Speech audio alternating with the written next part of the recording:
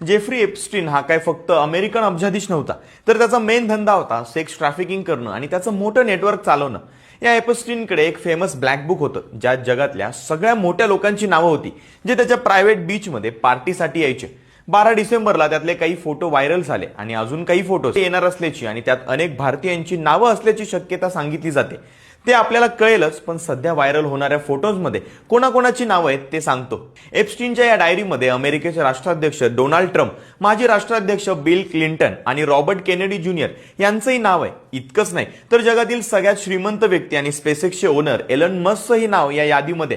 महान शास्त्रज्ञ Stephen Hawkins, प्रख्यात professor Noam Chomsky, pop star Michael Jackson आणि ब्रिटनचे माजी प्रिन्स अँड्र्यू यांचंही नाव या यादीमध्ये. प्रिन्स अँड्र्यू यांना तर या प्रकरणामुळे राजघराण्यातून काढण्यातही आलं होतं. याशिवाय ट्रम्प यांच्या माजी पत्नी मार्ला मॅपल्स आणि मुलगी टिफनी ट्रम्प यांची नावं या यादीत आहे. आता या यादीतला प्रत्येक व्यक्ती दोषी आहे असंही नाही, पण एप्स्टीनच्या त्या बीचवरती जाणं म्हणजे जाळ्यात अडकण्यासारखं आहे. यातील अनेक लोकांनी फक्त मैत्री किंवा बिझनेससाठी तिथं गेल्याचा दावा केला असला तरी व्हर्जिनिया ग्रिफे सारख्या पीडितांनी उघड केलेलं सत्य काही वेगळंच होतं. आणि याच लिस्टमध्ये अनेक भारतीयांची नावं असल्याचा आणि यामुळे देशाचे पंतप्रधानही बदलू शकतात असा दावा पृथ्वीराज चव्हाण यांनी केला.